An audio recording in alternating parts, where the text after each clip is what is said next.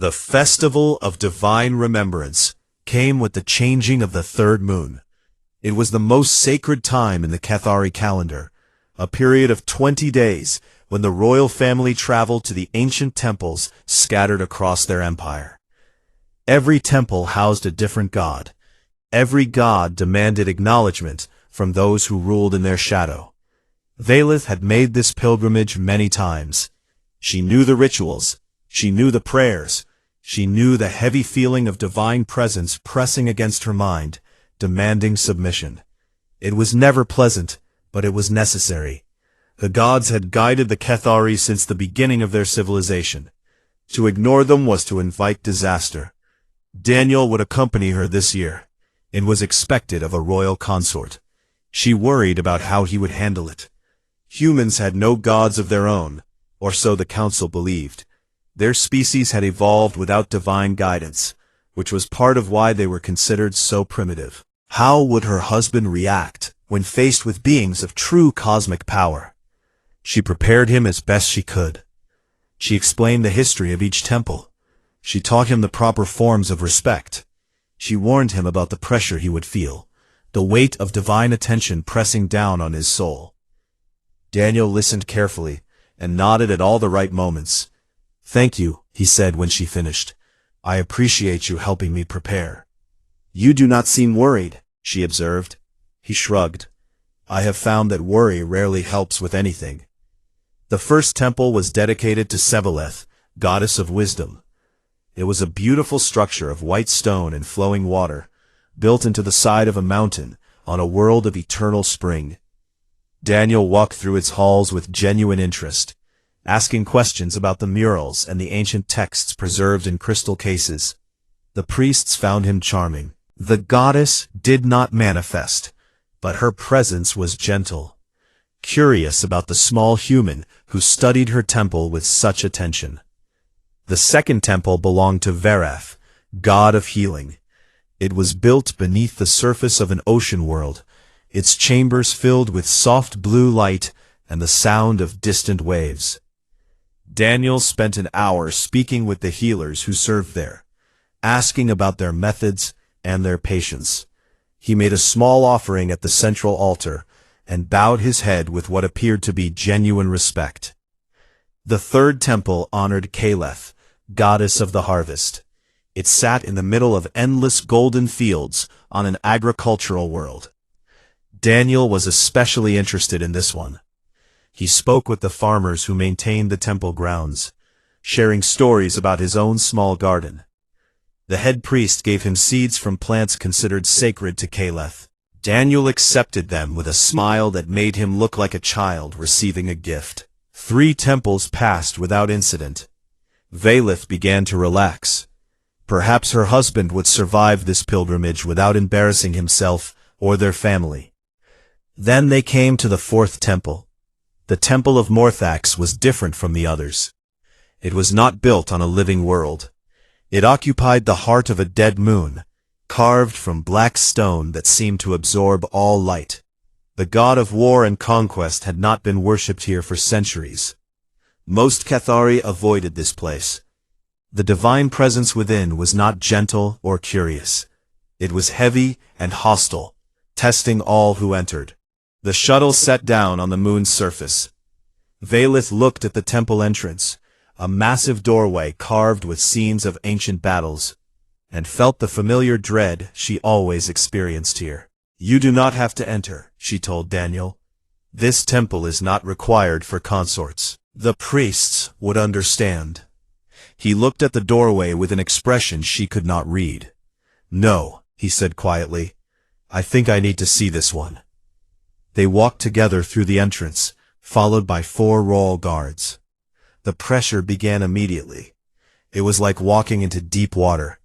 Every step required effort. The air itself seemed to resist their presence. The guards were struggling. Valith could see them trembling, fighting against the weight that pressed down on them. She bowed her head as she had been taught, offering submission to the god whose domain they had entered. It helped a little. The pressure eased slightly when she acknowledged her own smallness. Daniel did not bow. He walked straight, his hands clasped behind his back, his eyes fixed on the massive statue at the center of the temple chamber. Morthax was carved from the same black stone as the walls, a towering figure of armored might, holding a blade that had supposedly cut moons in half during the ancient wars. "Daniel," Valeth whispered urgently, "you must bow. You must show respect." He did not seem to hear her. He stopped in front of the statue and looked up at it with an expression that was not fear or worship. It was something else entirely. It was recognition. The pressure in the temple changed. It did not increase or decrease. It shifted, like a great beast turning its attention towards something unexpected. The statue's eyes began to glow. They were made from crystals older than the Cathari civilization, and in all the centuries of recorded history, they had never done this before. Valeth fell to her knees. She could not help it. The divine presence was overwhelming now, focused entirely on the small humans standing before the altar. The guards collapsed entirely, unconscious from the weight of power filling the chamber. And then the statue moved. Stone should not move like that. Stone should not bow. But the great figure of Morthax, god of war and conquest, inclined its head toward Daniel Carter. It was a gesture of acknowledgement, a greeting between equals. The priests who monitored the temple from remote locations would later say that nothing like this had been recorded in 10,000 years of Cathari history. The god of war had not acknowledged anyone since the founders of the empire walked these halls. Daniel stood in silence for a long moment, accepting the acknowledgement with quiet dignity. Then he turned to Valeth and offered her his hand. "We should probably continue the tour," he said gently, as if nothing unusual had happened. "I think we are holding up the schedule." She took his hand. She let him help her to her feet. She looked into his eyes and saw something she had not seen before. Behind the ordinary blue, there was depth, there was age, there was power that had been sleeping and was now beginning to wake. "What are you?" she whispered. He smiled, that gentle smile she had come to know. "Let us finish the pilgrimage first. Then we can talk." They walked out of the temple together. Behind them, the statue of Morthax had returned to stillness. But the crystals in its eyes continued to glow faintly, watching them go with an interest that would not fade for many years to come. Valeth held her husband's hand and realized that everything she thought she knew about him was wrong. The harmless human teacher was something else entirely, and she was only beginning to understand what that meant. The shuttle ride back to the royal ship was silent. Valeth sat across from her husband in the small passenger cabin and watched him read a book he had brought from Earth.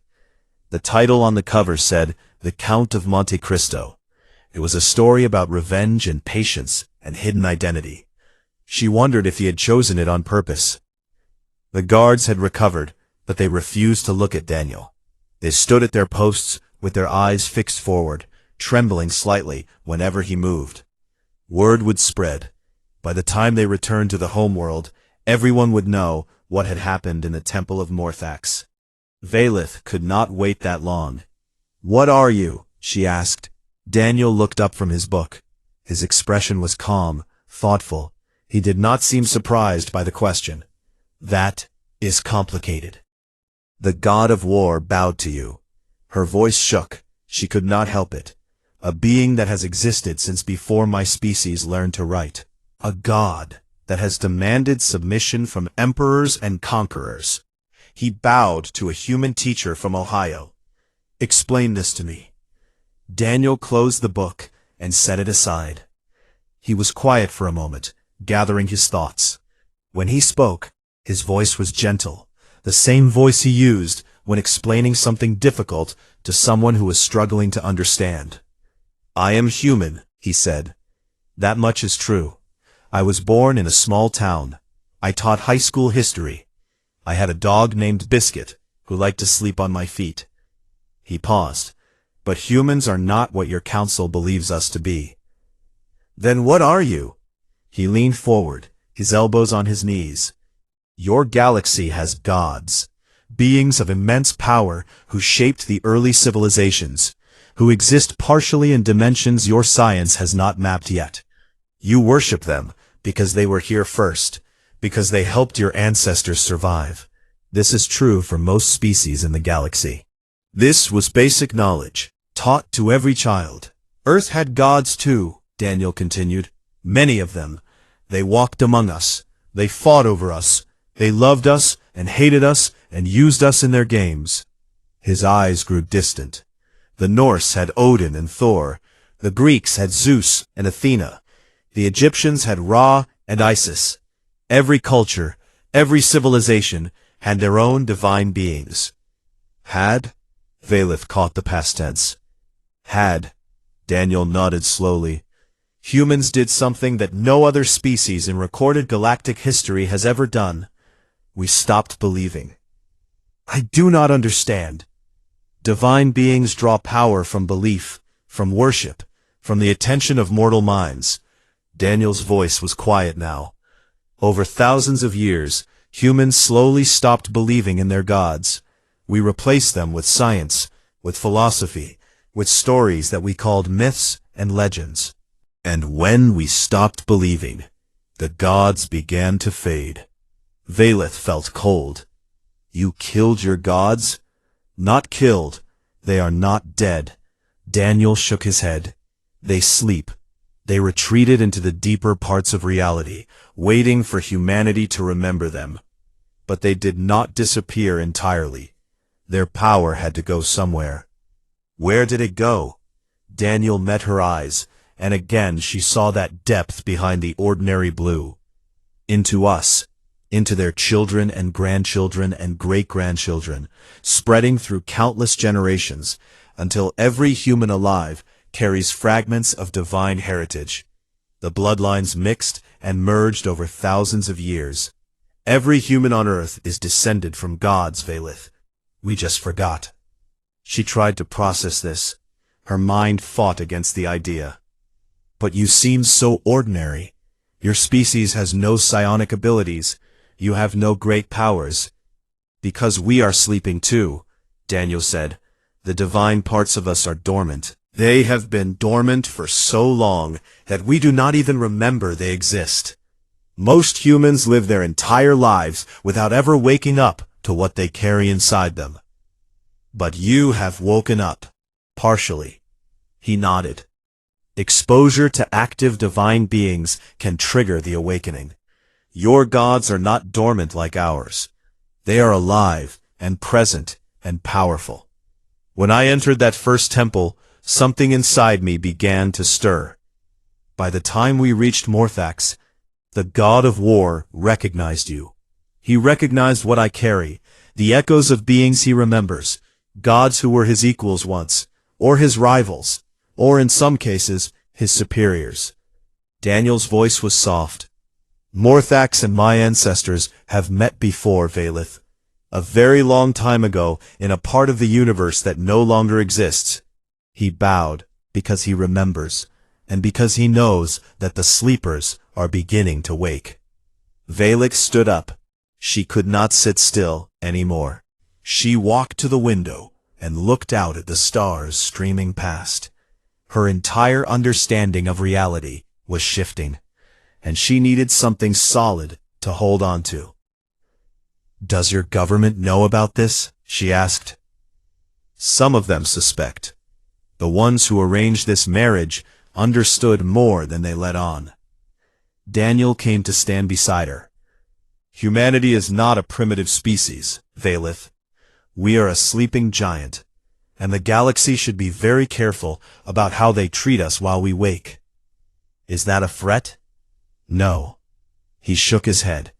It is a warning, a kind one, from a teacher who has spent his life trying to help people understand things they were not ready to understand. He looked at her with those ancient eyes, hidden behind an ordinary face. I did not choose this, Valeth. I did not ask to carry the blood of gods. But I can choose what to do with it. And I choose to be what I have always been, A teacher, a man who learns languages and makes friends with servants and cooks pasta for his wife. She turned to face him. And what about me? Am I just part of the plan? A political tool? No, the word was firm. You were never a tool to me. I agreed to this marriage because I believed in the alliance. I stayed because he paused, and for a moment he looked uncertain, vulnerable, human. I stayed because I wanted to know you, the real you, behind the cold eyes and the royal mask. And the more I learned, the more I wanted to stay. Valeth did not know what to say. She stood there in the starlight, looking at this man who was so much more than he appeared, and felt something she had not expected to feel. She felt hope. The other temples, she said slowly, the remaining gods, what will happen when we visit them? Daniel smiled. I imagine word will spread quickly. The gods talk to each other, just like mortals do. By the time we reach the next temple, they will all know about the human who made Morthax bow. Will they be angry? Some might be. Some might be curious. Some might be afraid. He took her hand gently. But I promise you this, Valeth. I will not let any harm come to you because of what I am. That is not a divine promise. That is a human one. From a man who has come to care about his wife. She looked down at their joined hands. His skin was warm. His grip was gentle. And somewhere beneath that ordinary surface, ancient power waited with infinite patience. We should rest, she said finally. Tomorrow will be a long day. Yes, he agreed. It will. They returned to their seats. Daniel picked up his book again. Valeth watched him read, and wondered what other secrets her husband carried. The god of war had bowed to him. The summons came 3 weeks after they returned from the pilgrimage. A messenger arrived at the palace, bearing a scroll sealed with light itself. The high temple of the Eternal Circle, the most sacred place in the Cathari Empire, requested the presence of Princess Valeth and her human consort. Requested. As if one could refuse a request from the gathered gods of an entire civilization.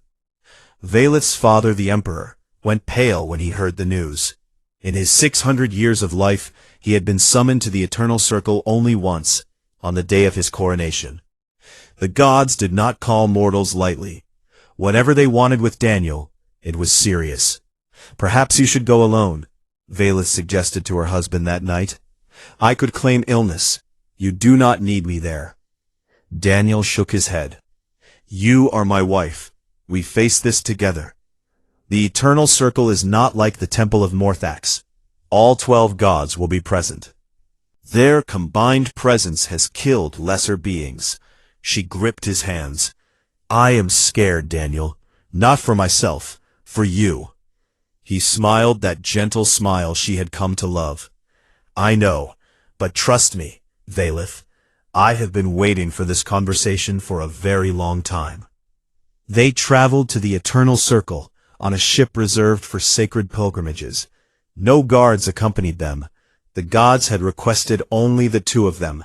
Any additional presence would be considered an insult. The temple existed outside normal space, in a fold of reality that could only be accessed through ancient gates. As their ship passed through the shimmering barrier, Valeth felt the weight of divine presence pressing against her from all directions. 12 gods, 12 beings of cosmic power, all of them watching, waiting, curious about the human who had made their brother bow. The temple itself was beyond description. Columns of pure light stretched into an endless sky. The floor was made of something that looked like glass, but felt like solid ground. In the distance, impossible geometries shifted and changed, structures that existed in more dimensions than mortal eyes could perceive. At the center of it all stood 12 thrones arranged in a circle, and on those thrones sat the gods of the Cathari Empire in their true forms. Valeth had seen them once before, during her coming-of-age ceremony. The memory still gave her nightmares. Sevaleth, goddess of wisdom, appeared as a constantly turning library of infinite knowledge, her form made of pages and light. Korath, god of justice, burned with cold fire that judged every soul in his presence. Morthax, god of war, sat in armor forged from captured stars. And the others, each more terrifying and beautiful than the last. She fell prostrate immediately. Her body moved before her mind could think, driven by instinct and fear. The pressure of 12 divine beings focusing their attention was almost unbearable. Daniel stood. He stood straight, his hands at his sides, looking around the circle with an expression of genuine interest. He was not defiant or arrogant. He was calm, curious, as if he had walked into a meeting of old acquaintances rather than a gathering of gods. Sevaleth spoke first. Her voice was like pages turning in an empty library. Daniel Carter of Earth, you walk freely among the divine. Explain yourself. I appreciate the invitation, Daniel said. Your architecture is remarkable. I have never seen anything quite like it. Korath's fire flared brighter. You do not kneel. With respect, Daniel replied, I do not kneel to equals. The silence that followed was absolute. Veilith stopped breathing. She was certain that Daniel would be destroyed, unmade by offended gods who had never been addressed in such a way. But instead of anger, she heard laughter. Morthax, the god of war, was laughing. It was a sound like thunder rolling across mountains. I told you, Morthax said to his siblings, the sleepers have sent an ambassador. Sevaleth's form shifted, pages fluttering with what might have been surprise. We had hoped the legends were only legends. They are not, Daniel said. Earth's gods are not dead. They sleep, and they watch, and they wait. And they have been paying attention to this galaxy for a very long time. What followed was a conversation that Veilith barely understood. Daniel spoke of names that made the Cathari gods react in ways she had never seen. Odin, Zeus, Ra, Amaterasu. Names from what Daniel called human mythology. But the gods recognized them. They remembered them. The All-Father still holds his grudge? Morthax asked, sounding almost amused. He has mellowed considerably, Daniel replied. A few thousand years of sleep tends to smooth out old conflicts. And the Thunderer? He was always eager for battle. He has children now, grandchildren. It changed his priorities. The gods exchanged glances.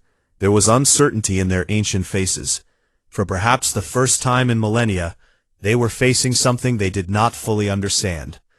Why have you come here, Daniel Carter? Sevaleth asked. What do the sleepers want? Peace, Daniel said simply. Earth has had enough wars. Our gods fought each other for thousands of years, and humans suffered for it. We have no desire to see that repeated on a galactic scale. He looked around the circle. The Cathari Empire sought an alliance with humanity. I am here to make that alliance work. Nothing more. But you carry the blood of the old ones, Korath said. You could claim power. You could demand worship.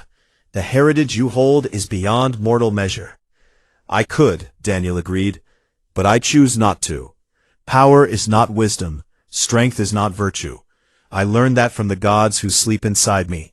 They made those mistakes, and they paid for them. I would rather not repeat their errors. The gods were silent for a long moment. Then, one by one, they rose from their thrones. 12 beings of cosmic power stood in a circle around a single human teacher from Ohio. We offer you a place among us, Sevaleth said. A 13th throne in the eternal circle. You would be the first mortal elevated to such status in the history of our civilization. Veilith's heart stopped. A throne among the gods. It was an honor beyond imagination. Daniel smiled politely. Thank you, but I must decline. Perhaps no one had ever refused them before. Why? Morthax demanded. You have the power. You have earned the right. Because I do not want to be a god, Daniel said. I wanted to be a teacher. I wanted to help young people understand where they came from and where they might go. I wanted to learn about new cultures, and make friends with interesting people. He glanced back at Valeth, still kneeling on the floor. I wanted to see if two very different beings could find something real together. He turned back to the gods. The divine parts of me are inherited. I did not earn them. I did not choose them. But the human parts, the teacher, the gardener, the husband, those I chose, and those are the parts I want to keep. The silence stretched on. Then slowly, Sevaleth began to laugh. It was a gentle sound, like distant wind chimes. The sleepers chose their ambassador well. You are wiser than many gods I have known. I am not wise, Daniel replied. I am just stubborn. The meeting ended shortly after. The gods did not press their offer again. They spoke of alliances and treaties and the future relationship between their peoples. They agreed to treat humanity with respect and caution, not as primitive newcomers, but as the descendants of beings they remembered from the dawn of time. As Daniel and Valeth prepared to leave, Morthax called out one final time. Daniel Carter, when the sleepers wake fully, what will happen? Daniel paused at the threshold of the temple. I do not know, he admitted, but I hope we will remember the lessons we learned during our long sleep. I hope we will choose peace over war, wisdom over power, love over conquest. He looked back at the god of lore. I hope we will be better than we were before. Morthax nodded slowly. I hope so too, little teacher. For all our sakes. They left the eternal circle together. The gods watched them go with expressions that ranged from respect to curiosity to something that might have been fear. Valeth held her husband's hand as they walked back to their ship. She had entered that temple as a princess with a harmless human consort. She left as the wife of a being who had been offered godhood and turned it down. She was not sure which reality frightened her more. The shuttle hummed quietly as it carried them home through the stars. Valeth sat by the window, watching distant suns drift past like scattered jewels. Everything looked the same as it had before. The same stars, the same darkness, the same cold beauty of space. But everything was different now. Daniel sat across from her, reading again. He had picked up another book from his collection, something with a worn cover and yellowed pages. He looked exactly as he always had. Brown hair with touches of gray, blue eyes, gentle face, the most ordinary man in the galaxy. She now knew that appearance was a lie. Beneath that ordinary surface lived the blood of beings older than the Cathari civilization. Gods who had shaped worlds and waged wars across dimensions that mortal minds could barely comprehend. Her husband carried all of that inside him, sleeping but present, ancient but patient. And he had turned down a throne among the gods to remain a teacher. You could rule, she said quietly. The gods would support you. You could reshape the galaxy according to your will. Daniel looked up from his book. His expression was thoughtful. Yes, I probably could. Then why refuse such power? He set the book aside and leaned forward. Let me tell you a story. When I was young, maybe 10 years old, my grandfather took me fishing. We sat by a lake for hours without catching anything. I was frustrated. I wanted to go home, to play video games, to do anything except sit in silence waiting for fish that would not come. Valeth listened, unsure where this was going. My grandfather just smiled and kept casting his line. Finally, I asked him why he bothered. Why waste time on something so pointless? Daniel's eyes grew distant with the memory. He said that fishing was not about catching fish.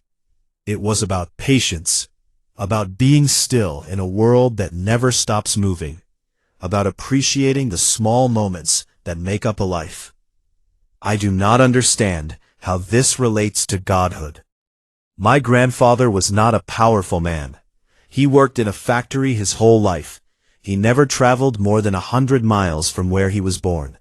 He had no wealth, no influence, no legacy that the world would remember. Daniel smiled softly. But he was wise in ways that gods are not. He understood that power is not the same as purpose, that strength is not the same as meaning, that the quiet moments by a lake can matter more than all the thrones in the universe. Valeth felt something shift inside her. She had been raised to value power above all else. Strength, influence, the ability to shape events and command respect. But here was a man who had been offered everything she had ever been taught to desire, and he had refused it for the memory of fishing with his grandfather. The divine parts of me are inherited, Daniel continued. I did not earn them. I did not choose them. They are like being born tall or having brown hair, just accidents of birth, extended across thousands of years and countless generations. He reached out and took her hand. But the human parts, the parts that remember fishing with my grandfather, that learned to cook from my grandmother, that spent years teaching history to teenagers who would rather be anywhere else, those parts I chose. Those parts are mine. And those parts wanted to marry an alien princess? He laughed. It was a warm sound, genuine and unguarded. Those parts wanted to learn about your people, to understand a civilization that has lasted for 50,000 years, to see temples dedicated to living gods, and taste food prepared by chefs who have trained for centuries. His grip on her hand tightened gently. And yes, those parts wanted to know you, the real you, behind the cold eyes and the royal mask. I was taught to wear that mask since childhood, Valeth admitted. To show weakness is to invite defeat. To show emotion is to give others power over you. And yet here you are, showing both to a human teacher. She looked down at their joined hands. His skin was warm. His touch was gentle. There was nothing threatening about him, nothing that demanded submission or fear. He was simply Daniel, her husband, the man who grew tomatoes and talked to servants, and cooked pasta with love instead of skill. I think I love you, she said. The words surprised her. She had not meant to say them, but once they were out, she realized they were true. Daniel's eyes softened. I know I love you. I have known for a while. Even though I treated you poorly at first, even though my people laughed at you, even then, he smiled. Love is patient, Valeth. It does not demand proof or require perfection. It simply grows, like a garden, if you give it enough time and care. She felt tears she could not explain. Centuries of royal training told her to suppress them, but she was tired of masks and cold eyes and performing strength she did not feel. She let the tears fall. Daniel moved to sit beside her. He put his arm around her shoulders and held her gently while she cried.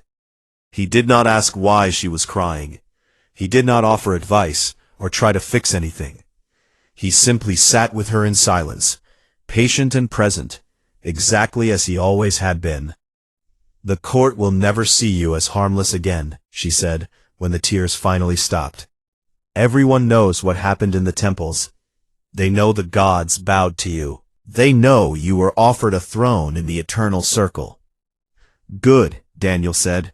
Maybe they will finally let me teach a class here. I have been wanting to share Earth history with your scholars. She laughed despite herself. You stood before gods and were offered godhood, and you want to teach? The gods will do what gods do. They have their purposes and their games and their eternal conflicts. He looked out at the stars streaming past their window. But teachers change the future. Every student I have ever taught carries a piece of what I taught them. Those lessons spread and grow and influence decisions I will never see. He turned back to her. I would rather plant seeds than sit on thrones. Valeth leaned against his shoulder. It felt natural now.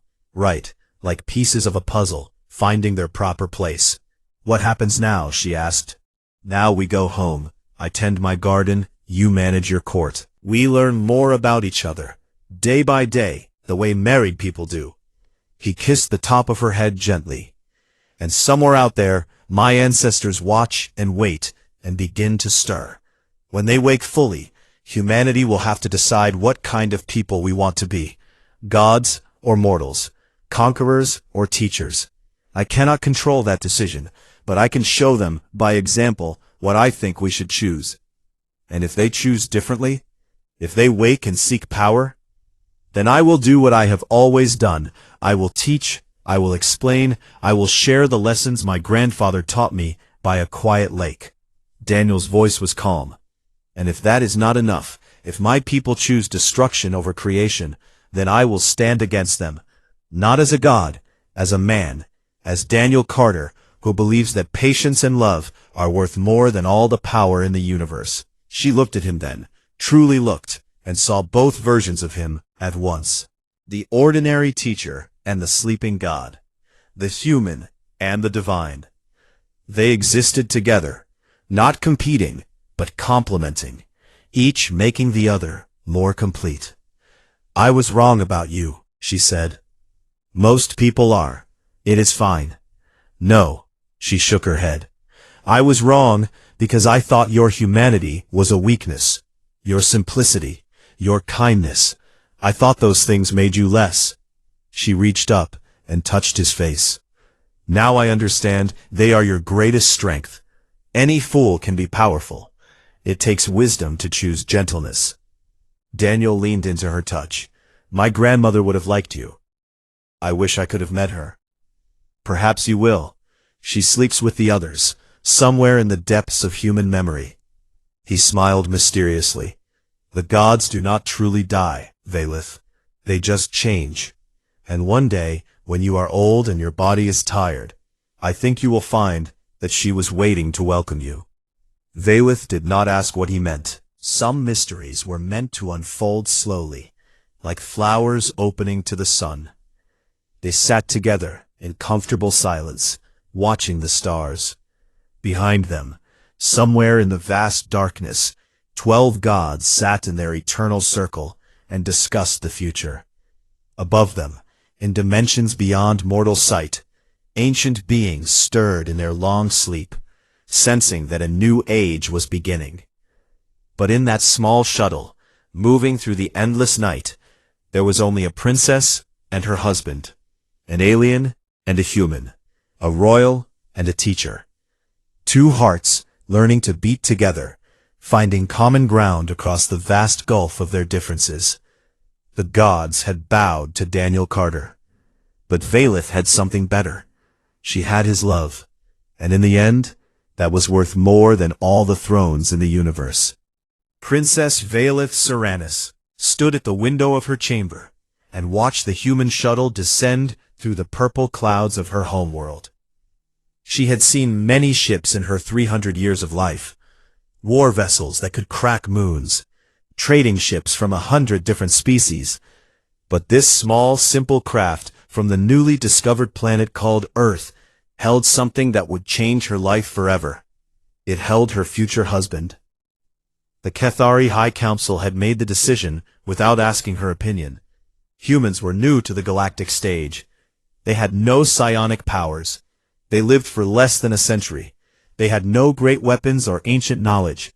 But they controlled a strategic section of space that the Cathari needed access to. A marriage alliance was the cleanest solution. Valeth had expected a warrior, perhaps a general or a prince from one of their nations, someone who would at least look impressive, standing beside her at court functions. Instead, the council had selected a teacher, a man who had spent his life in small rooms explaining history to young humans. His name was Daniel Carter, and everything about him seemed designed to disappoint her. She met him for the first time in the reception hall. He was shorter than she expected. Humans were already a small species compared to the Cathari, but Daniel seemed particularly unremarkable. He had brown hair that was starting to show gray at the edges. His eyes were a common shade of blue. He wore the formal clothes his government had provided, but he looked uncomfortable in them, like a child dressed up for a ceremony he did not understand. Princess Valeth, he said, and his pronunciation of her name was almost correct. He had been studying. Thank you for receiving me. Your world is beautiful. She looked at him with the cold eyes she had learned to wear at court. You will find that beauty fades quickly when you must live with it every day. He smiled at that. It was a gentle smile, not offended or hurt. I have found that to be true of many things, but I have also found that some things become more beautiful the longer you look at them. It was not the response she expected. She had wanted him to be weak, to be easily dismissed.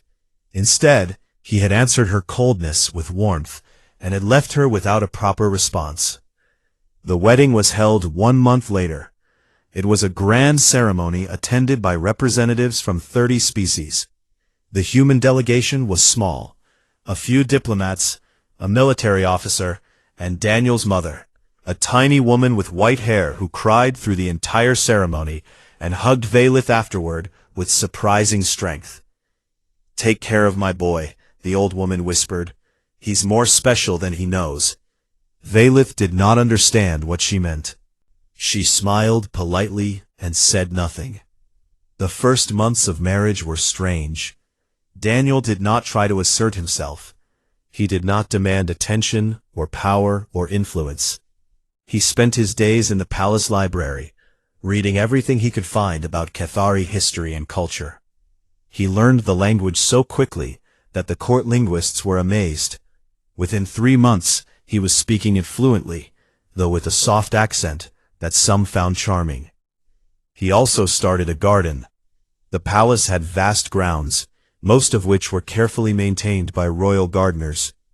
But Daniel found a small, forgotten corner near the eastern wall, and asked permission to plant some seeds he had brought from Earth. Valith granted permission without much thought. It seemed like a harmless hobby for a harmless man. But she found herself walking past that garden more often than she intended. She would see him there in the early mornings, kneeling in the dirt, talking softly to plants that should not have been able to survive in alien soil. Yet they grew. They flourished. Small red fruits appeared that Daniel called tomatoes, yellow flowers that he called sunflowers, green herbs with strong smells that he used to cook meals from his homeland. He cooked for her once, early in their marriage, a simple dish of pasta with a red sauce. It was nothing compared to the elaborate meals the palace chefs prepared, but he served it to her himself in their private chambers, with a nervous expression that made him look younger.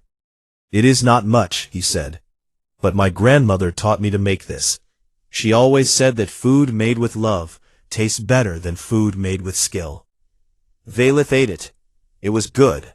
Not extraordinary, but good. And there was something in the simplicity of the moment that stayed with her. The court whispered about her husband. She heard the jokes. The princess had been given a pet, not a partner. The great warrior houses laughed at the small human who spent his days reading and gardening. Even her own family looked at Daniel with barely hidden contempt. But Valith noticed things that others did not. She noticed how the servants spoke of him with genuine affection. He learned their names. He asked about their families. He remembered the small details of their lives and inquired about them later. The head gardener, a gruff old Cathari who had served the royal family for 2 centuries, called Daniel a soul worth knowing. She noticed how animals responded to him. The Vethkai hounds were bred for war. They were fierce and dangerous, and loyal only to those who proved themselves through strength. Yet they followed Daniel around the grounds like puppies. They let him scratch behind their ears and rub their bellies. The kennel master had no explanation. She noticed the way Daniel's eyes would sometimes grow distant. He would be in the middle of a conversation, and suddenly he would stop, his gaze focusing on something far away. When she asked what he was thinking about, he would smile and change the subject. And she noticed that he never spoke of his past beyond simple facts. He had been a teacher. He had lived in a place called Ohio.